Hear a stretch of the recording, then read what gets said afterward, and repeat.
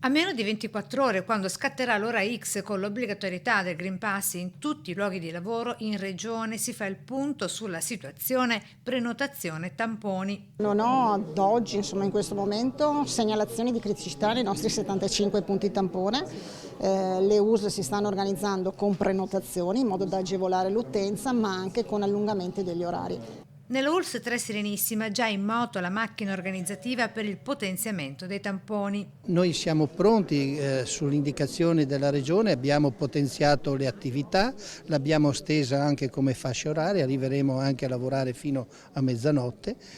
Ci siamo attrezzati per reggere un'onda d'urto che arriva fino a 9.000, oltre 9.000 tamponi al giorno. Fino a dicembre l'azienda ospedaliera veneziana pronta ad affrontare, se richiesto, lo tsunami tamponi, attesa così ribattezzata dallo stesso direttore generale che per il servizio ringrazia il personale tutto. Ringrazio tutti i miei collaboratori che, come nel caso delle vaccinazioni, anche in questa situazione hanno dimostrato un'attenzione e un'abnegazione enorme. Tampone che si prenota direttamente anche via internet sul sito della ULSS 3, dove è possibile calendarizzarne la prenotazione da oggi fino a dicembre prossimo, precisa il direttore contato. Esatto, possono essere fatte le prenotazioni sulla base di quelle che sono le esigenze dei cittadini. Il nuovo, l'ennesimo e accorato appello a chi ancora fosse in dubbio se vaccinarsi o meno. I dati parlano chiaro. L'incidenza dei casi di positività al virus, così come di occupazione ospedaliera, è bassa